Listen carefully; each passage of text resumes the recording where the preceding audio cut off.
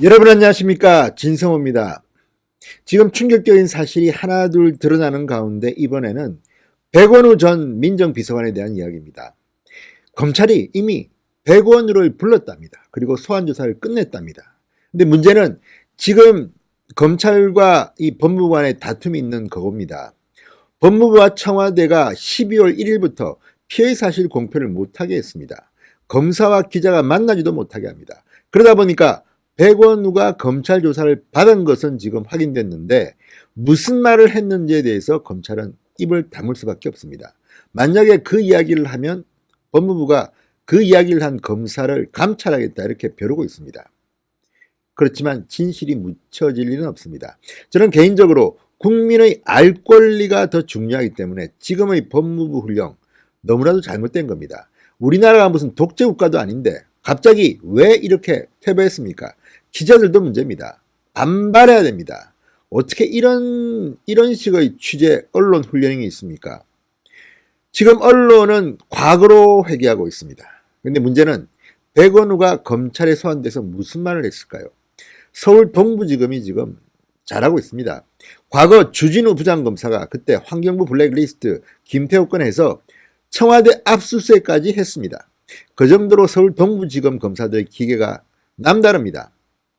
이번에도 서울 동부지검이 유재수 전 부산시 경제부시장 수사를 하고 있습니다. 이와 관련해서 조국, 박형철, 백원우, 이인걸 다 조사하고 있습니다. 이미 이인걸 특감반장과 특감반원들은 서울 동부지검에 상당히 의미 있는 진술을 했다고 알려지고 있습니다. 그걸 바탕으로 백원우를 소환했다면 뭔가 나왔을 겁니다. 얼마 전 백원우 전 비서관이 이번에 숨진 A 수사관의 빈소를 방문했던 모습 기억하십니까? 자신의 부하였습니다. 그런데 고작 머물렀던 시간이 17분 정도, 실제 조문 시간은 5분 정도였다고 합니다. 왜 그랬을까요? 그 전날 윤석열 검찰총장은 무려 2시간 반 있었습니다. 술도 많이 마셨다고 합니다. 뿐만 아니라 첫날 분향소가 차려진 직후 검찰 수사관들은 엄청나게 많이 빈소를 찾았다고 합니다. 그런데 정작 청와대 사람들은 첫날은 모습을 보기 힘들었습니다. 그 다음날 오전에 사람들도 별로 없는 시간에 청와대 현직 간부들이 잠시 다녀갔습니다. 이건 왜겠습니까? 언론에 윤석열이 2시간 반 있었더라 이런 보도가 되니까 마지못해 간 것으로 보입니다. 그 정도로 문제가 심각합니다. 백원우 전 비서관에 대해서 숨진 A 수사관은 신뢰가 깊었다고 합니다. 가족들도 그래서 상당히 원망스러웠을 겁니다. 자, 그런데 백원우 전 비서관이 빈소를 이렇게 짧게 쓰던 이유는 이미 백원우는 서울 동부지검에서 진술을 했기 때문입니다. 또 부를 겁니다. 왜? 지금 이 의혹은 산처럼 쌓이고 있고 서울 동부지검은 유재수 전 부시장 건을 수사하고 있지만 또 다른 검찰 서울중앙지검에서는 조국 관련, 울산시장 관련 백원우를 부를 수밖에 없습니다. 또 하나 요즘 돋보이는 뉴스는 조국의 침묵입니다. 그전에는 페이스북을 그렇게 폭풍 페북질을 했다고 비판받던 조국이 요즘 조용합니다. 조국 전 장관은 이미 여러 차례 검찰에 소환돼 조사를 받았습니다. 그것은 조국 전 장관의 가족 또는 본인의 개인 비리 의혹으로 조사받았습니다. 이제 서울 동부지검은 뿐만 아니라 여러 군데에서 조국을 부를 겁니다. 지금 청와대의 의혹들이 불거지고 있는데 모든 의혹들은 조국이 민정수석으로 재임했던 청와대와 관련된 것들입니다. 자, 지금 조국은 어떤 심정일까요? 진성호의 직설 시작합니다. 방송에 앞서 아직 진성호 방송에 구독자가 아니신 분들은 붉은색 구독 버튼 꾹 눌러주시기 바랍니다. 자, 오늘 청와대 압수수색을 시작합니다. 그런데 이미 서울 동부지검은 상당히 많은 물증을 확보한 것으로 보입니다. 그럼에도 불구하고 왜 굳이 과거 조국 산하에 있는 특별감찰반이 유재수 전 부시장을 감찰했을 때의 원본 자료를 찾기 위해서, 확보하기 위해서 청와대를 압수수색하려 했을까요? 법원은 왜 압수수색 영장을 발부해 줬을까요? 그만큼 상징적인 겁니다. 설령 청와대의 비협조로 일부 문건밖에 못 받았다 하더라도 윤석열 검찰이 드디어 청와대를 압수수색한다는 그 자체만으로도 상징성이 어마어마합니다. 그리고 아까 말씀드렸듯이 백원우 전 비서관을 이미 소환조사했습니다. 그 다음은 누구겠습니까? 조국입니다. 이 외에도 유재수 전 부시장을 수사하는 서울 동부지검은 상당히 많은 자료들을 확보했습니다. PC와 핸드폰, 과거 이인걸 특감반장과 그 밑에 있던 특감반원들 김태우 전 수사관을 포함해서 엄청난 많은 특감반원들이 유재수 건을 알고 있습니다. 그리고 그들의 핸드폰, PC에서 나온 엑셀 파일 등등을 통해서 이미 윤석열 검찰은 이들이 누구와 소통했는지, 누구와 국정농단 의혹을 갖고 있는지를 알고 있습니다. 이미 구체적인 실명들이 나오고 있습니다. 김경수 경남도지사, 윤건영 이 상황실장, 또 요즘 최근에 실세로 떠오르고 있는 천 행정관 등등 많은 실명이 지금 거론되고 있습니다. 이 물증을 통해서 윤석열 검찰은 이들이 직권남용이나 직무유기나 여러 가지 혐의를 가지고 수사할 수가 있습니다. 자, 지금 이 유재수 전 부시장 건은 문재인 청와대의 폭풍이 될지도 모릅니다. 왜냐하면 조국 전 장관은 유재수 전 부시장을 개인적으로 모른다고 하지만 그 뒤에 있는 수많은 문재인 정권의 실세들은 유재수와 줄을 대고 있습니다.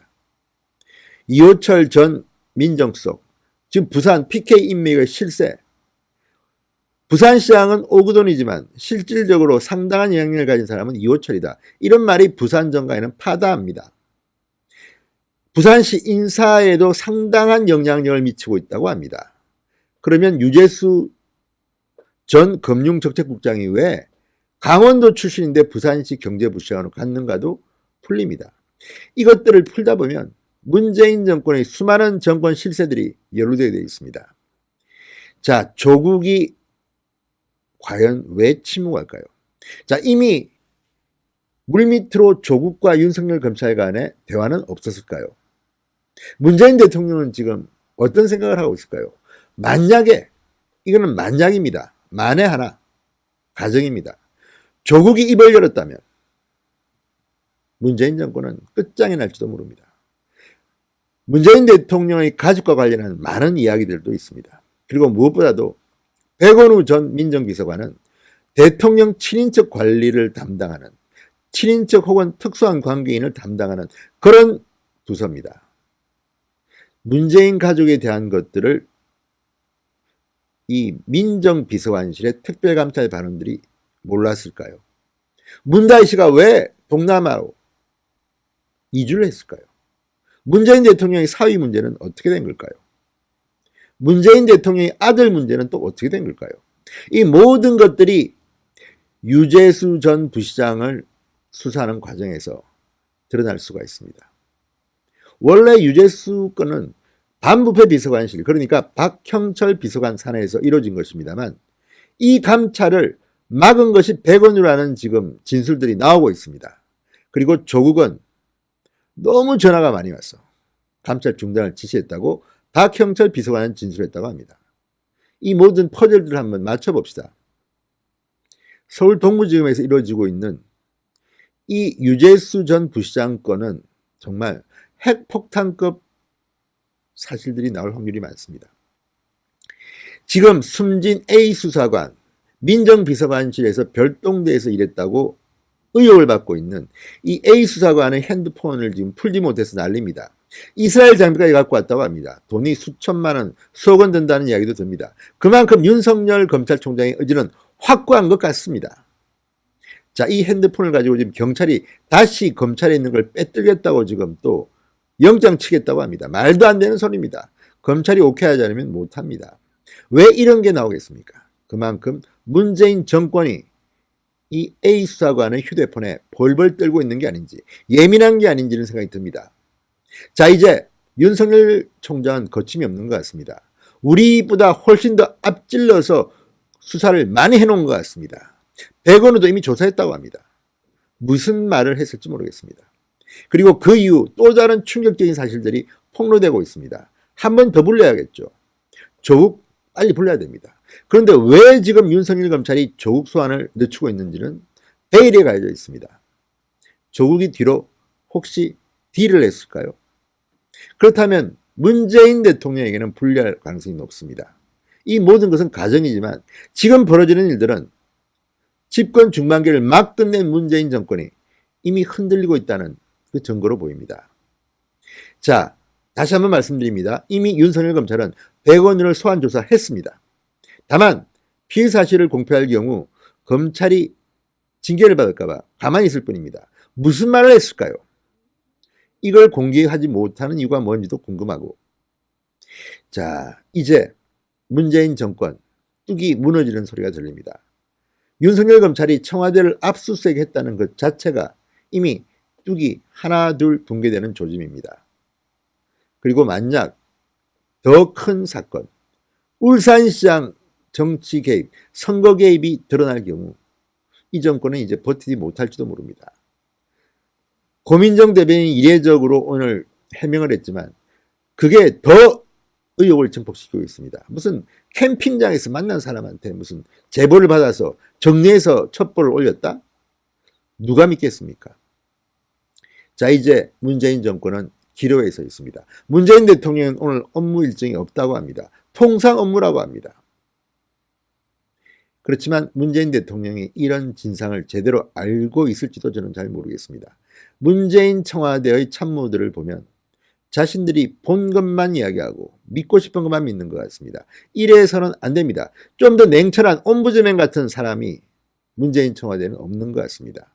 지금 이런 식으로 생각하고 확실한 것만 변명하다가는 엄청난 것이 조만간 터질 것 같습니다.